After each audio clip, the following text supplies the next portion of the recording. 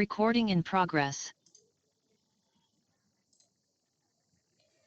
EPS, earning per share. Generally, ఒక particular investor నేను invest చేసి యాక్చువల్లీ నాకు కొన్ని షేర్స్ ఉన్నాయి. ఆ షేర్స్కి సంబంధించి ఎంత ఎర్నింగ్స్ ఉంది, అసలు ఆ పర్ షేర్కి ఎంత ఎర్నింగ్స్ వస్తుంది అనేది ఫైండ్ అవుట్ చేయడానికి ఈపీఎస్ అనేది క్యాలిక్యులేట్ చేస్తారు. మీరు ఇన్కమ్ స్టేట్మెంట్ ఫార్మాట్ చూస్తే ఫార్మాట్లో లాస్ట్లో కూడా ఈపీఎస్ అని నేను మెన్షన్ చేస్తూ ఉంటాను.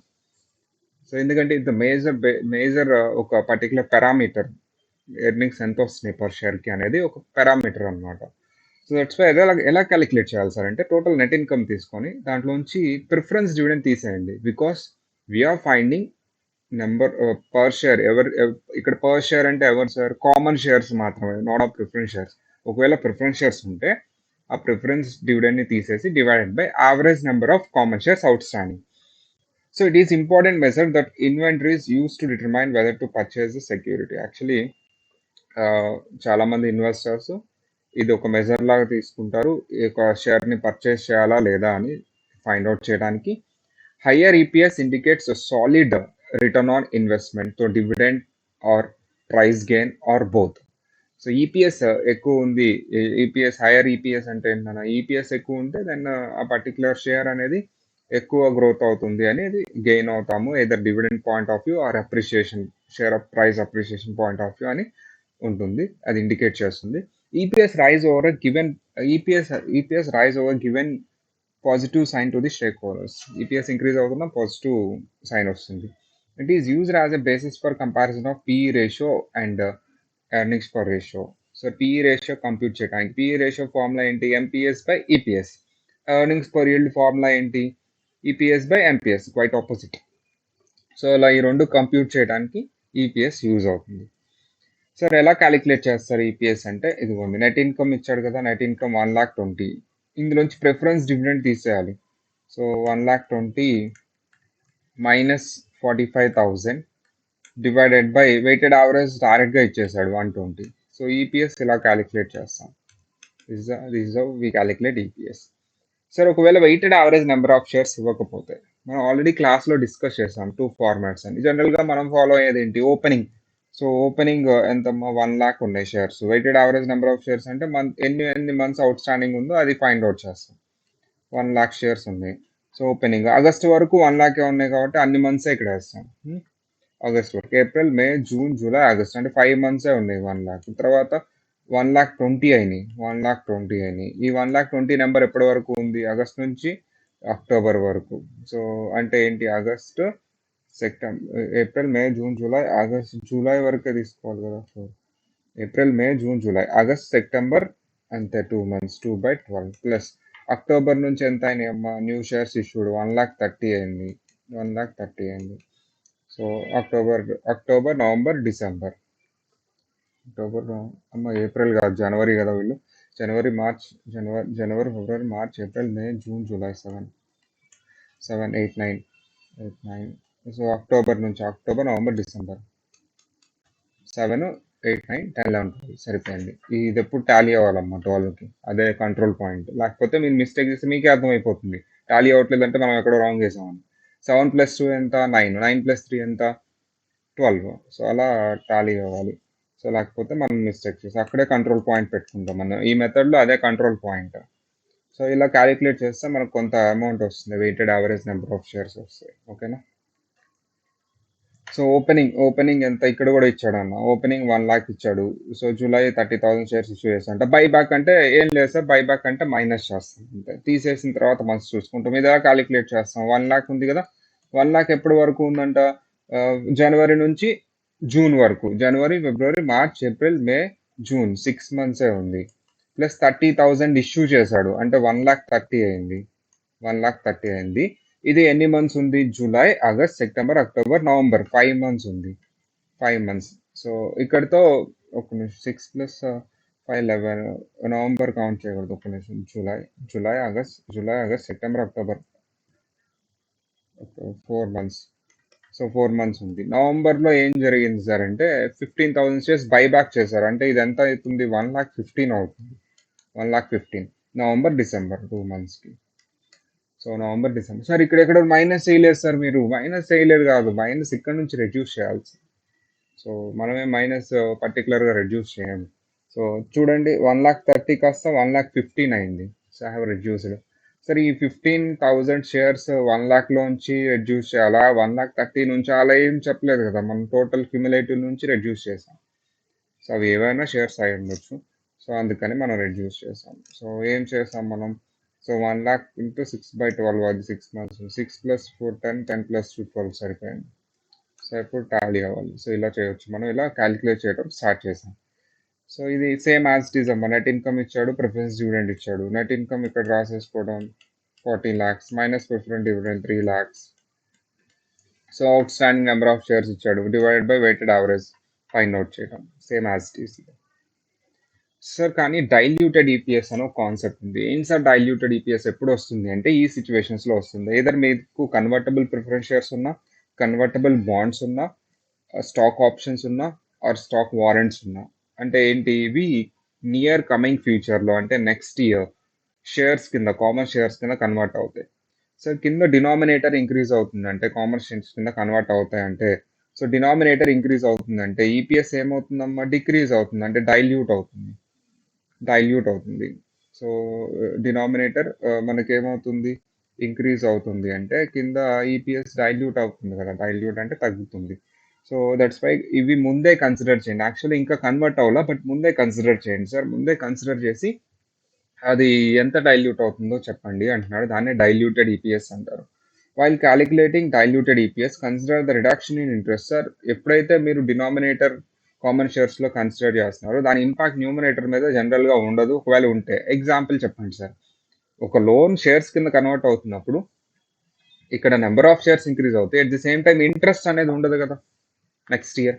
ఆ ఇంట్రెస్ట్ను కూడా అడ్జస్ట్ చేయండి. రెండు ఉంటే డ్యూవల్ ఇంపాక్ట్ అవుతుంది. లోన్ మీద ఇంట్రెస్ట్ పే చేస్తున్నట్టు తీసుకోవద్దు, ఆ లోన్ షేర్స్ కింద కన్వర్ట్ అయితే నెంబర్ ఆఫ్ షేర్స్ ఇంక్రీజ్ చేసినట్టు రెండు తీసుకోవద్దు.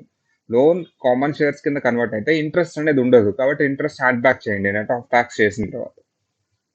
సో ఆర్ ఏవైతే అవి చేంజెస్ చేయండి సార్ అంటున్నాడు. సో అవి చేంజెస్ చేసుకోండి. సో ప్రిఫరెన్స్ డివిడెండ్ అయితే ప్రిఫరెన్స్ షేర్స్ సంబంధించి ప్రిఫరెన్స్ డివిడెండ్, బాండ్స్కి సంబంధించి ఇంట్రెస్ట్. సో ఇలా ఈ రెండు అడ్జస్ట్ చేయండి న్యూమరేటర్ కూడా. అవి అవి మీరు లేనట్టుగా తీసుకోండి, వాటిని ఏమి మీరు అడ్జస్ట్ కంపల్సరీ కన్సిడర్ చేయాల్సిందే అంటున్నాడు.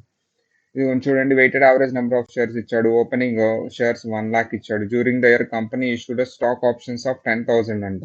ఇప్పుడు ఆ 10,000 కూడా కన్సిడర్ చేస్తాను నేను. ఎక్కడ కన్సిడర్ చేస్తాను, సో డినామినేటర్లో కన్సిడర్ చేస్తాను. సో అలా మనం diluted weighted average number of shares 1,10,000. ఇక్కడ చూడండి, ఓపెనింగ్ 1,00,000 ఇచ్చాడు. 1st April ఇష్యూడ్ ఎంతమ్మా, 2 lakhs అంట. So during the year company issued 10% bonds value 10 lakhs each, converted into shares of 500 each. Sir 500 each shares convert అవుతాయంట, 10 lakhs అంట. 10 lakhs value of bonds 500 each shares కింద convert అవుతాయి. 10 lakhs value of bonds 500 each shares కింద convert అవుతాయి అంటే ఎంత shares వస్తాయి. So ఇది ఇలా ఫైండ్ అవుట్ చేయాలి. సార్ మరి దీనికి సంబంధించిన ఇంట్రెస్ట్ అడ్జస్ట్ చేయాలి సార్. ఇంట్రెస్ట్ ఎంత వస్తుంది, ఇంట్రెస్ట్ ఈజ్ ఈక్వల్ టు ఎంతమ్మా, 10 lakhs ఇంటూ 10% అంటే ఎంత వస్తుంది, 1,00,000 వస్తుంది. 1,00,000 డైరెక్ట్గా తీసుకోవచ్చా, నెట్ ఆఫ్ ట్యాక్స్ చేయాలి, నెట్ ఆఫ్ ట్యాక్స్ చేయాలి. 1,00,000 ఇంటూ 1 - 0.4 ఈ అమౌంట్ మనం యాడ్ బ్యాక్ చేసుకొని then we consider this number of shares as denominator. అప్పుడు డైల్యూటెడ్ ఈపీఎస్ వస్తుంది. సార్ ఇది ఒక క్వశ్చన్. నెట్ ఇన్కమ్ ఇచ్చాడు, ప్రిఫరెన్స్ డివిడెండ్ ఇచ్చాడు, number of shares outstanding ఇచ్చాడు. బాండ్స్ 5% అంట, same as it is 1,000 each అంట. సో 2,000 ఇచ్చాయి కాబట్టి మనకి పెద్ద ఏమి ఉండదు. 5% బాండ్స్ అంట. స్టాక్ ఆప్షన్స్ 50,000 ఇచ్చాడు అంటే డైల్యూటెడ్ ఈపీఎస్ ఉంటుంది. ట్యాక్స్ రేట్ ఇచ్చాడు. ట్యాక్స్ రేట్ ఎందుకు ఇచ్చాడు సార్ అంటే ఇక్కడ 5% ఇంట్రెస్ట్ ఉంటుంది కదా, ఇంట్రెస్ట్ని మనం ఏం చేయాలి సార్, ఇంట్రెస్ట్ని కూడా మనం ఏమి ఇంట్రెస్ట్ లేనట్టుగా తీసుకోవాలి. దాన్ని ఇంట్రెస్ట్ని మనం అడ్జస్ట్ చేసుకొని క్యాలిక్యులేట్ చేయాలి అంటున్నాడు. So dividend pay out DPS by EPS. జనరల్గా ఏమవుతుంది సార్, ఈ నెట్ ఇన్కమ్ ఏదైతే ఉందో 50,000లో మీకు ఇంట్రెస్ట్ కూడా రెడ్యూస్ అయి ఉంటుంది కదమ్మా. ఈ 50,000లో ఇంట్రెస్ట్ రెడ్యూస్ అయి ఉంటుంది కదా. సో ఈ 50,000లో ఇంట్రెస్ట్ రెడ్యూస్ అయి ఉంటుంది కాబట్టి ఆ ఇంట్రెస్ట్ని మీరు రెడ్యూస్ చేయకుండా ఉండాలంటే ఏం చేయాలి, యాడ్ బ్యాక్ చేయాలి కదా. ఎందుకు యాడ్ బ్యాక్ చేయాలి సార్ అంటే సరే ఆ ఇంట్రెస్ట్ ఉండదు. నెక్స్ట్ ఇయర్ నుంచి అవి కన్వర్ట్ అయిపోతాయి. ఈ నెట్ ఇన్‌కమ్‌లో అడ్జస్ట్ అయి ఉంటుంది కాబట్టి దాన్ని ఇంపాక్ట్ తీసేయాలి అంటే అది రెడ్యూస్ అయింది కాబట్టి మనం యాడ్ చేయాలి. సో, అలా. సో, ఇది DPS dividend pay out ratio ఇది మనం చూసాం గదా! సో, ఇది. ఇంకా ఇవి గూడా ఉన్నాయమ్మా సిలబస్. ఇది ఒకసారి చూద్దాం. So, profitability analysis. ప్రాఫిటబిలిటీ అనాలిసిస్‌లో మనకి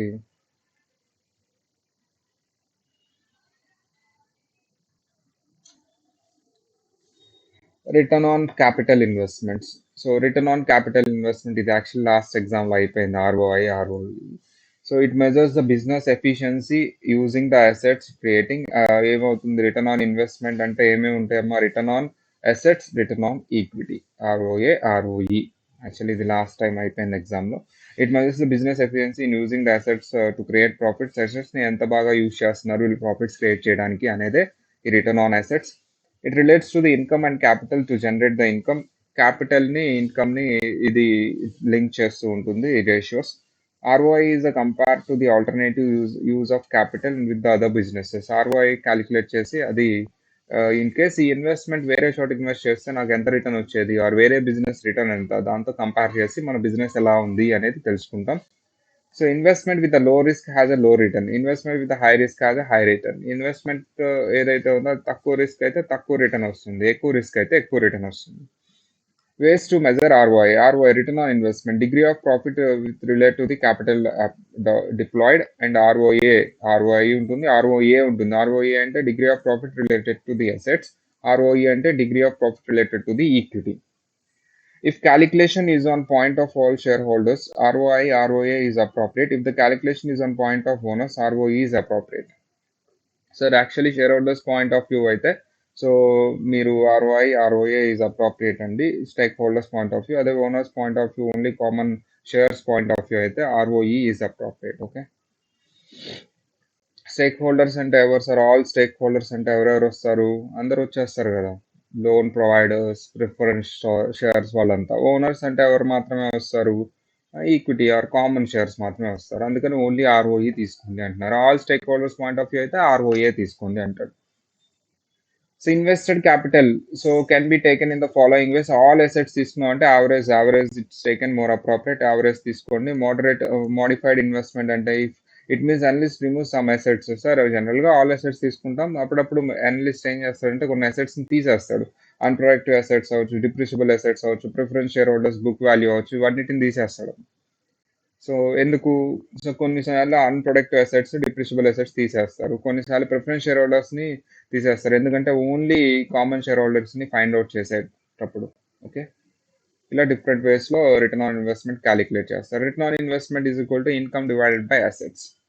So it relates to the derived profits with respect to assets. If the greater the percentage, the return is greater the return.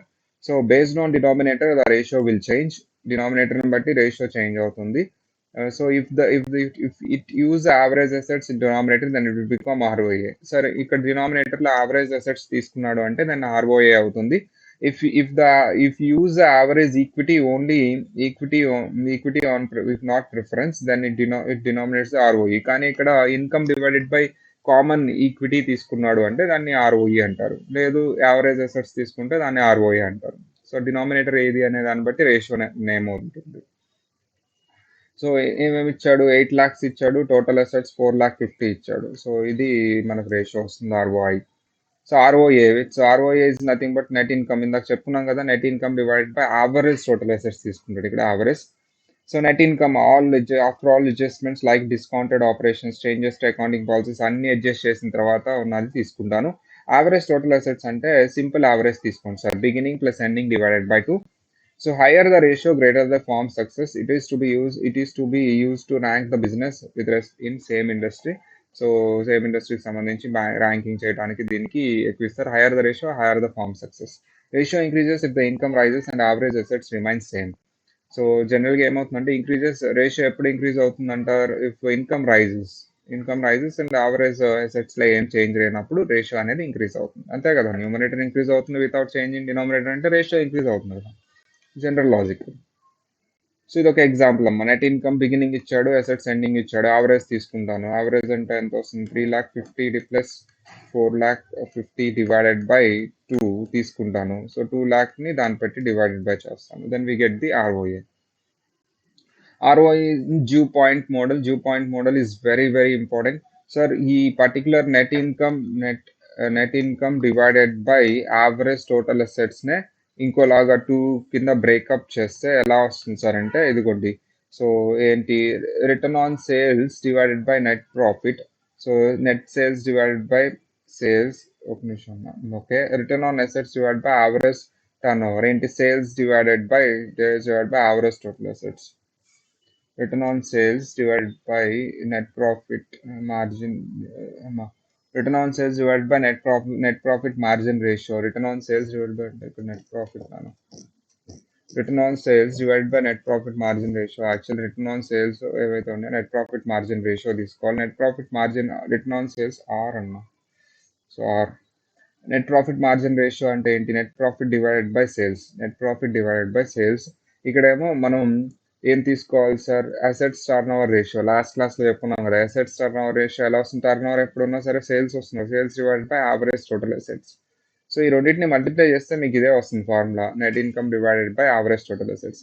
First net profit ratio తీసుకోవాలి, net profit margin ratio, next average turn over ratio. అమ్మ ఇవి or return on assets అంటే average turn over ratio ఏదైనా ఒకటి.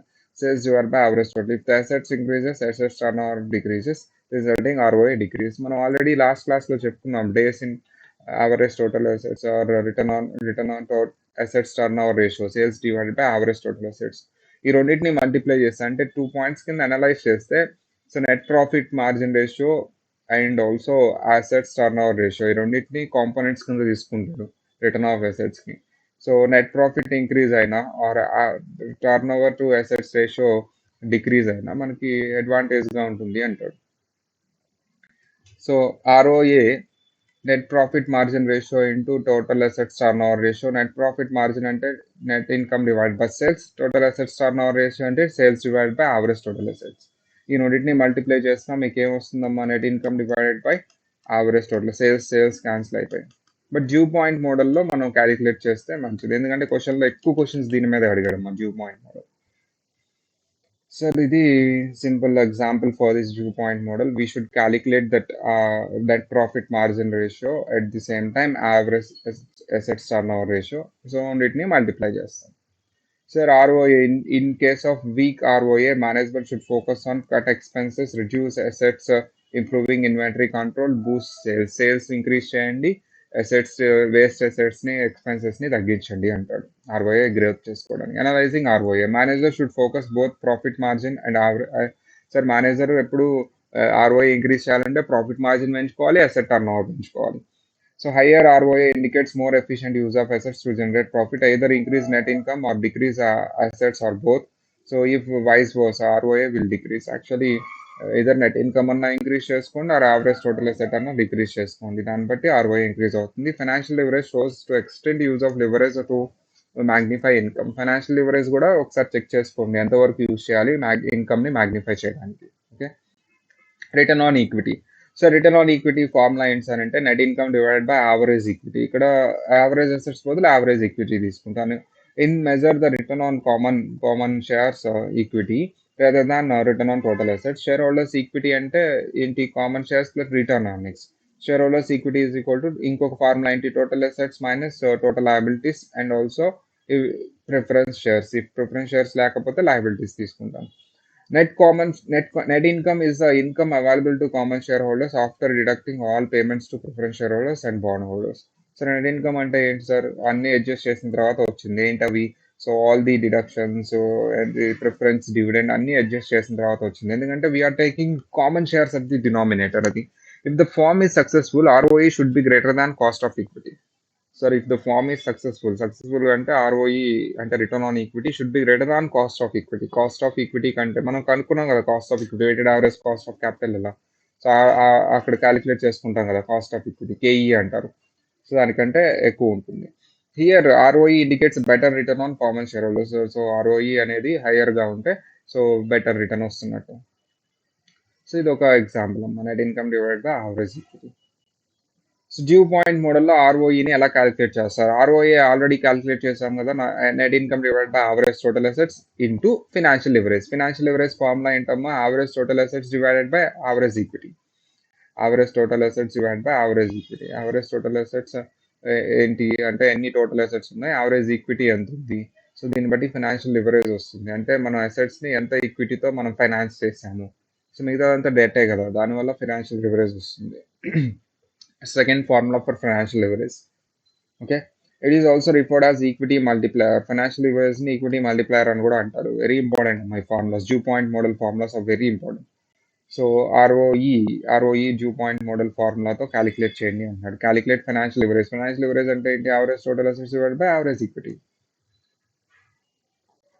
So if the company assets comprises of 100% common equity, then ROA and ROE same. 100% equity అంటే ROE రెండు same ఉంటాయి. దీనివల్ల మాత్రమే చేంజ్ వస్తుంది. Financial leverage is also referred as equity multiplier. It is a factor by which ROE grows faster than ROA. So ROA కంటే ROE ఎక్కువ ఉంది అంటే దానికి రీజన్ డెట్ వల్ల, అంటే ఫైనాన్షియల్ లివరేజ్ వల్ల. If the financial leverage will boost the ROE as long as money earns and income greater than interest cost. Actually financial leverage ఎప్పుడు మాత్రమే ఆర్ఓఐని బూస్ట్ చేస్తుంది అంటే మీరు ఎర్న్ చేసిన నెట్ ఇన్కమ్ ఇంట్రెస్ట్ ఎక్స్పెన్స్ కంటే ఎక్కువ ఉన్నప్పుడు. Income. So increased leverage increases ROE without necessary increasing ROA. The ROI increase అవ్వకపోయినా ఆర్ఓఈ అంత ఇంక్రీజ్ అవుతుందంటే ఫైనాన్షియల్ లివరేజ్ వల్ల. The increase leverage needs to accomplished by positive ROA. So the increase leverage వల్ల then positive ROA ఏదైతే ఉంటుందో దాన్ని, sir ROA positive ఉంటేనే ROE positive ఉంటుంది. లివరేజ్ ఎఫెక్ట్ దాన్ని మ్యాగ్నిఫై చేస్తుంది, అది దాని meaning. So finance manager should determine the best mix of debt and equity. Balance చేయాలి రెండింటిని, డెట్ అండ్ ఈక్విటీని, అప్పుడు మీకు బెటర్ ఆర్ఓఈ వస్తుంది, return on equity. Analyst should compare the ratios with the industry average details with the industry average details అనేవి మీకు పర్టికులర్గా SCC వెబ్సైట్లో ఉంటాయి. And sustainable growth rate formula ఏంటమ్మా? సస్టైనబుల్ గ్రోత్ అంటే ఏంటి sir? It indicates the maximum earnings firm can issue without resorting to other means of debt. Sir వేరే data అనేది మీరు తీసుకోకుండా ఉన్న ఫండ్స్తో మాక్సిమం గ్రోత్ తీసుకురావడాన్ని సస్టైనబుల్ గ్రోత్ అంటారు. So the key of sustainable growth is to return sufficient earnings to reinvest in the growth rather than paying out too much of earnings as dividend. Sustainable growth rate formula ఏంటి sir అంటే 1 minus dividend pay out ratio, అంటే return earnings వస్తాయి ratio into return on equity. 1 minus dividend pay out ratio into return on equity. Same return on equity అన్న ఎందుకు వేస్తారు sir అంటే return earnings are again invested in to the business. They are the share holder funds, they are equity funds. So that's why return on ఈక్విటీకే ఈ formula వేసాం అక్కడ. So ఇది some of the examples. Okay, how can the capital short fall be solved? ఎలా capital short fall ని మనం సాల్వ్ చేస్తాం అంటే borrow additional money, issue additional shares, cut down dividend. Additional money borrow చేయడానికి increase the principal amount inflow, increase in interest expense, increase in debt equity ratio, increase in interest rate, net income falls. Okay, both dividend and returnings will also fall. Net income తగ్గితే అవి కూడా తగ్గుతాయి కదా. Issue of additional shares. Generally most of the companies are reluctant to do this because ఎందుకు ఈ shares issue చేయడం ఇవన్నీ చాలా complicated process and costly process అమ్మా లోన్ తీసుకోవడం కంటే. అందుకని fear that it sends a negative signal to the capital market. Shares ఎక్కువ ఇష్యూ చేస్తున్నారంటే సమ్ టైమ్స్ నెగిటివ్ సిగ్నల్ వెళ్ళచ్చు. Cut down the dividend. ఇది ఇంకా నాకు డివిడెండ్ తగ్గించడం అనేది ఆబ్వియస్లీ మంచిది. So the product of ROE and the complement of payout ratio is a higher raise with sales can go while. Actually ఏంటంటే the product of our return on equity and the complement with the payout ratio is the highest rate with the sales can grow. అంటే ఏంటి? Sustainable growth rate అమ్మా. ఏంటి? 1 minus dividend payout ratio into ROE. దాన్నే ఆ sentence form లో చెప్తున్నాడు. No change in ఎప్పుడు మాత్రమే అంట? While no change in capital structure, not issued new shares. ఇవన్నీ ఉన్నప్పుడే అది కరెక్ట్ గా ఉంటుంది. ఒకవేళ మీరు క్యాపిటల్ స్ట్రక్చర్ చేంజ్ చేసినా, ఇప్పుడు ఆ ఫార్ములా క్యాలిక్యులేట్ చేసిన తర్వాత మీరు క్యాపిటల్ స్ట్రక్చర్ చేంజ్ చేశారు, రిటర్న్ ఆన్ ఈక్విటీ చేంజ్ అవుతుంది కదా. సో డివిడెండ్ పేఅవుట్ కూడా చేంజ్ అవుతుంది. అప్పుడు ఆ ఫార్ములా ఎగ్జాక్ట్ గా ఉండదు, ఆ పర్సంటేజ్. ఈ రెండు చేంజ్ చేయకుండా ఉన్నప్పుడే ఆ ఫార్ములా కరెక్ట్ గా ఉంటుంది. Given that profitability does not improve, assets intensity does not improve. So profitability improve అయినా, అసెట్స్ ఇంటెన్సిటీ ఇంప్రూవ్ అయినా ఆ పర్టికులర్ పర్సంటేజ్ అది ఉండదు, వేరేది ఉంటుంది. ఎందుకంటే అక్కడ ఫార్ములా ఏం యూస్ చేస్తున్నాం? 1 minus dividend payout into 1 minus dividend payout. 1 minus dividend payout to return on equity use చేస్తున్నాం. Because firms that are creating shareholders value will want to grow rapidly as possible. ROE is a very important performance metric. So ROE అనేది ఒక performance measurement కింద తీసుకోవచ్చు. So revenue అనాలిసిస్లో మనం ఇక్కడ క్లియర్గా profit margins, revenue analysis ఇవన్నీ ఇక్కడ ఉన్నాయి. రెవెన్యూ అనాలిసిస్ ఉంది, ఇన్కమ్ అనాలిసిస్ ఉంది, sales trend. It is the indicator of resources generated by business from its customer. So accounts must be careful and జనరల్గా accountant must be careful to recognise revenue is there is a common size of income. Revenue అనేది చాలా important అమ్మా, అది recognise చేసేటప్పుడు చాలా కేర్ఫుల్గా ఉండాలి. Most recognised point of time and ఏంటి టైం, ఏ ఏ పాయింట్స్లో ఇది మోస్ట్లీ రికగ్నైజ్ చేస్తారు, point in time and amount. So point in time is the best thing. So steps in identifying revenue recognition. First identify the contract with the customer. Important ఈ steps. Identify the performance of application in the contract, మన obligation ఏంటి, and determine the transaction price. Allocate the transaction price to the performance obligation in the contract. Transaction ప్రైస్ని performance obligation stages wise ఉంటే stages wise allocate చేయండి. Recognise revenue as entity satisfies the obligation. ఒకవేళ obligation satisfy చేస్తూ ఉంటే as per the satisfied obligation రెవెన్యూని allocate చేయండి. So ఇది contract, performance obligation, transaction price obligation point of view allocate చేయడం. Next former criteria for terminology ఏంటమ్మా? Pursue evidence of an arrangement exist as. New criteria ఏంటమ్మా? జనరల్గా new criteria contract ఉండాలి. ఇక్కడేమో old ఇది ఫార్మర్ క్రైటీరియా. ఎవిడెన్స్ ఏదైనా ఉంటే సరిపోతుంది. ఇక్కడేమో క్లియర్గా మెన్షన్ చేశాడు కాంట్రాక్ట్ ఉండాలి అని. So delivery has occurred or service has been rendered. ఇక్కడ entity has identified each party rights and rewards. ఇక్కడ ఏంటి, ఒక్కొక్కళ్ళ rights regarding the goods or services ఏవైతే ఉన్నాయో అవి ఐడెంటిఫై చేస్తాం. ఇక్కడ డెలివరీ అనేది చూసుకుంటాం. Sale price to the buyer is fixed or determine. ఇక్కడ ఏంటి, entity can identify the payment terms from the goods or services. Contract has commercial substance. So transaction ప్రైస్ని ఐడెంటిఫై చేస్తామా లేదా, కమర్షియల్ సబ్స్టెన్స్ ఉందా లేదా అనేది ఐడెంటిఫై చేస్తాం.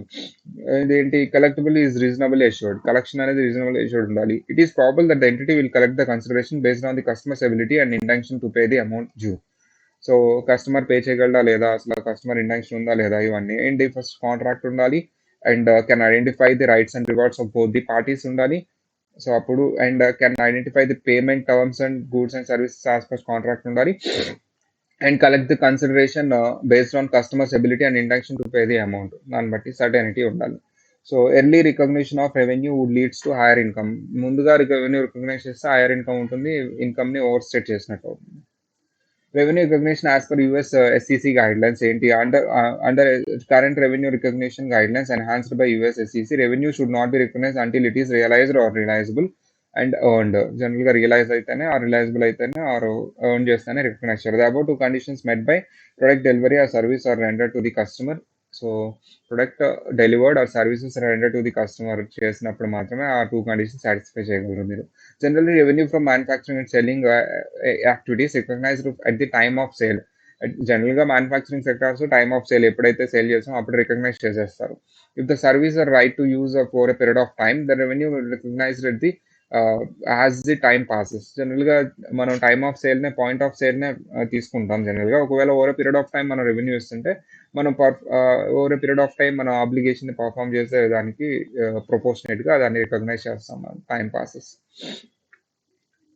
సో ఇవి దీనికి సంబంధించి రెవెన్యూ ట్రెండ్ అమ్మ. దీనికి సంబంధించి మనం ఒక పర్టికులర్ థింగ్ కూడా డిస్కస్ చేసాము. సో ఏంటి ఇవన్నీ, revenue trends and suitability. Analysts need to analyze the stability and sales of revenue. They are the following considerations: elasticity of demand. So trend and stability అని ఉంది కదా. సో ఎలాసిటీ ఆఫ్ డిమాండ్ మనం అప్పుడు చదువుకున్నాం. How customer response to the change the price. So ఏంటి మనకి less than 1 అంటే ఏంటి, inelastic, perfect elastic, relatively elastic, అవన్నీ స్టడీ చేయాలి. Ability of the business to anticipate the demand trends by the introducing new products or services. Level of competition, degree of customer concentration depends upon the single product ఎంతవరకు ఉంది ఏంటి అని. So దీన్ని బట్టి so such after the government contracts ఏమైనా ఉన్నాయా, అంటే వాళ్ళు ఒక్కదాని మీద డిపెండ్ అయి ఉన్నారు, గవర్నమెంట్ చేంజ్ అయింది అంటే వాళ్ళ రెవెన్యూ ఉండదు కదా. దాన్ని బట్టి అంటే రెవెన్యూ ట్రెండ్ అంటే ఏంటన్నా, నెక్స్ట్ ఈ particular increasing trend next year ఉంటుందా లేదా అని ఫైండ్ అవుట్ చేయండి కదా. Degree of dependence or relatively few lending sales associates, few వాటి మీద డిపెండ్ అయి ఉన్నారు. వాటిని బట్టి జియోగ్రఫికల్ డైవర్సిఫికేషన్ ఆఫ్ మార్కెట్స్, అంటే ఈ ట్రెండ్ కంటిన్యూ అవుతుందా లేదా నెక్స్ట్ స్టేబుల్గా అనేది ఏ ఫ్యాక్టర్స్ని బట్టి చెప్తారు మీరు. ప్రైస్ ఎలాసిటీ ఆఫ్ డిమాండ్, వాళ్ళు ఏ కస్టమర్స్ని బేస్ చేస్తున్నారు, కాంపిటీటర్ ఏమైనా వచ్చాడా మార్కెట్లో కొత్తగా, అండ్ వాళ్ళ సేల్స్ ఆర్ జియోగ్రఫికల్ మార్కెట్ ఎలా ఉంది, వీటన్నిటిని బేస్ చేసుకొని నేను డిసైడ్ అవుతాను. So interrelationship among revenue, inventory, and receivables. If the revenue is not recognized property, recognized early, overstate income, recognized late, understate income. So increase in receivables without further increase in sales indicates the collection problem. Sir receivables increase అవుతున్నాయి కానీ sales increase అవ్వలేదు అంటే collection జరిగే రేట్ల last అంతా అలా pending ఉంటుంది. Increasing inventory without corresponding increase in sales indicates the problem of inventory management. Sir inventory increase అయిపోతుంది కానీ సేల్స్ ఇంక్రీజ్ అవుతుందా? It's the problem of inventory management. Sir, ending accounts receivable, beginning accounts receivable plus credit sales minus payment received. అది formula. Ending cash balance అంటే beginning cash balance plus cash receipts minus disbursements. ఇవన్నీ already మనం చదువుకున్నావే. Cash disbursement for inventory. So inventory is equal to cost of goods sold. Inventory is equal to cost of goods sold, that is equal to sales minus gross profit. Sir actually cash disbursement for inventory అంటే ఏంటి? So cost of goods sold. Cost of goods sold sales minus gross profit. Okay, ఇది ఒక revenue recognition example అమ్మ. Sales జరిగింది 1st July. Out of 20% received at the time of sale and 80% balance after 30 days తర్వాత వస్తుందంట. So balance అవుతుంది cash balance. 30 days వస్తుందంటే సడరెంటీ ఉండి అవన్నీ ఆబ్లిగేషన్ పర్ఫామ్ చేస్తే then you can recognize. Balance అవుతుంది 1st July. క్యాష్ బ్యాలెన్స్ ఇచ్చాడు, అకౌంట్స్ రిసీవబుల్ ఇచ్చాడు, గ్రాస్ ప్రాఫిట్ ఇచ్చాడు. సిఓజిఎస్ ఫైండ్ అవుట్ చేయాలంట. ఈజీగా ఫైండ్ అవుట్ చేయొచ్చు కదా సిఓజిఎస్. సో ఏంటి సిఓజిఎస్ ఫార్ములా ఏంటి? Net profit, net sales minus gross profit. So cash disbursement find out చేయాలంటే క్యాష్ బ్యాలెన్స్ ఇచ్చాడు, సో అకౌంట్స్ రిసీవబుల్ ఇచ్చాడు, cash disbursement, credit sale, ending. So ఇవన్నీ ఫైండ్ అవుట్ చేసుకుంటాం. ఇదేంటి 20% received at the time of sale అంట, 80% after 30 days అంటే అదే కదా క్రెడిట్ సేల్ అంటే ఇక్కడ. ఓకేనా? సో అది ఇంకా ఎండింగ్ అకౌంట్స్ రిసీవబుల్ ఎండింగ్ అంటే ఏంటి? యాజ్ ఆన్ 1st July కదా, 1st July కాబట్టి అకౌంట్స్ రిసీవబుల్ ఎండింగ్ బ్యాలెన్స్ అంటే ఎంత ఉంటుంది? ఓపెనింగ్ బ్యాలెన్స్ ఇచ్చాడు ఆల్రెడీ అకౌంట్స్ రిసీవబుల్, దీనికి 80% యాడ్ అవుతుంది. ఎండింగ్ క్యాష్ బ్యాలెన్స్ అంటే ఏంటన్నా? 5 lakhs ఇచ్చారు, 20% క్యాష్ వచ్చింది, 20% క్యాష్ వచ్చింది కాబట్టి అవి వస్తాయి. ఓకేనా?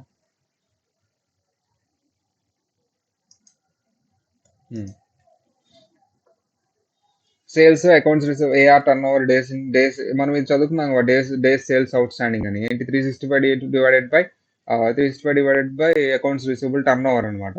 సో గుర్తుంది కదా. So if the sales out standing change to 45 అయితే న్యూ ఏఆర్ ఎంత? సో ఇవన్నీ క్యాలిక్యులేట్ చేస్తాం, ఆ ఫార్ములా సబ్స్టిట్యూట్ చేయడం అవన్నీ. Sir AC with warranty 2 years sold for combo అమ్మ. ఇది చాలా ఇంపార్టెంట్, ఇది మనం చాలా చేసాం అనమాట. కాంబో ప్రైస్ ఎంత ఏంటి? ఒక్క నిమిషం నాన్న,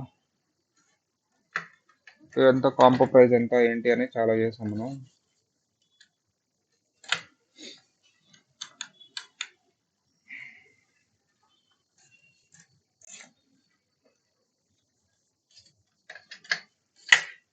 సరే, ఏం చేయాలి? ఫస్ట్ 90,000 ఉంది, ఏ రేషియోలో ఉంది? ఫస్ట్ ఏసీ అలోన్ 85,000 అంట, వారంటీ అలోన్ 15,000 అంట. ఇప్పుడు how much revenue should recognize in the combo sale అంట. కాంబో సేల్ ఎంత రెవెన్యూ రికగ్నైజ్ చేస్తారు? 2 years అంట. ఇప్పుడు డివైడ్ చేయాలన్నమాట. అది డివైడ్ ఎలా చేయాలి? ఇప్పుడు ఏ రేషియో ఫైండ్ అవుట్ చేయాలి? 85-15 ఈ రెండు యాడ్ చేసి రేషియో ఫైండ్ అవుట్ చేయాలి. 85-15 ఎంత వస్తుందమ్మా? 10,000 వస్తుంది. 10,000 వస్తుంది కాబట్టి 85% 15% డివైడ్ చేయండి. 85% 15% డివైడ్ చేసుకుంటే మనం, సో దాన్ని బట్టి మనకు 2 years అంటున్నారు కదా. ఏంటి? వారంటీని 1 yearకే రికగ్నైజ్ చేయండి, సెకండ్ ఇయర్ది మీకు తర్వాత రికగ్నైజ్ చేయండి, పర్ఫార్మెన్స్ ఆబ్లిగేషన్ లేదు కాబట్టి. సో ఇలా. సో ఇవన్నీ. సో డిసెంబర్ సేమ్ అదేనమ్మా, 60% అంటే 40% collected. How much revenue should be recognised అంటే, so very simple. Other 40% is collected in December 31st. కలెక్ట్ అవుతుంది అని సర్టనిటీ ఉంటే ఇక్కడే రికగ్నైజ్ చేయండి. Revenue recognition is different, cash is different అమ్మా. క్యాష్తో కన్ఫ్యూజ్ అవ్వద్దు. రికగ్నైజ్ చేస్తాము, అకౌంట్స్ రిసీవబుల్లో రాసుకుంటాం, అది different. So even 6,000 is collected on the date of sale and 4,000 is accounts receivable. Revenue to be recognized is 10,000. That's 10,000 recognized చేస్తాం. Income measurement analysis. Sir actually ఈ income measurement analysis అంటే ఏంటి sir అంటే, ఒక నిమిషం. Factors need to be considered in income measurement. Estimates, accounting methods, disclosures, and different needs of users. ఇవన్నీ చేస్తాం. Estimates use చేస్తాం జనరల్గా ఇన్కమ్ మెజర్మెంట్స్లో. ఎస్టిమేట్స్ ఎలా యూజ్ చేస్తాం sir? Estimate is useful life of the asset, depreciation ఇవన్నీ ఉంటాయి. అది management judgement. అది accounting methods. It is important to understand the assess the implementation. Accounting methods ఏంటి, గ్యాప్ ఏంటి, ఇవన్నీ అండర్స్టాండ్ చేసుకోవాలి మీరు. డిస్క్లోజర్. సార్ ఎలా డిస్క్లోజ్ చేస్తారు? సెగ్మెంట్ రిపోర్టింగ్, వీటి గురించి అండర్స్టాండ్ చేసుకోవాలి. అండ్ డిఫరెంట్ నీడ్స్ ఆఫ్ యూజర్స్ని బట్టి, దాన్ని బట్టి ఈ ఇన్కమ్ మెజర్మెంట్ అనేది చేస్తూ ఉండాలి. సో ఇన్కమ్ మెజర్మెంట్ సంబంధించి అనాలిసిస్ డిమెరిట్స్ ఏంటి sir? The income and expenses presented in the income statement are subjected to varies. ఎందుకంటే అవి ఎస్టిమేట్స్ ఉంటాయి కాబట్టి. ఫైనాన్షియల్ రిపోర్టింగ్ కాస్ట్ ఎక్కువ అవుతుంది కదా మరి financial reporting. Estimates in the financial reporting, changes in accounting methods, ఇవన్నిటి వల్ల ఇన్కమ్ మెజర్మెంట్ అనేది కంపేర్ చేయలేకపోవచ్చు. ఇవి డిమెరిట్స్ కొన్ని. సో ఇదమ్మా. ఇది సంబంధించి ఇన్కమ్ మెజర్మెంట్‌కి సంబంధించి ఇవి. సో ఒకసారి ఫాస్ట్‌గా మనం ఏం చేద్దామంటే చూద్దాం ఒకసారి.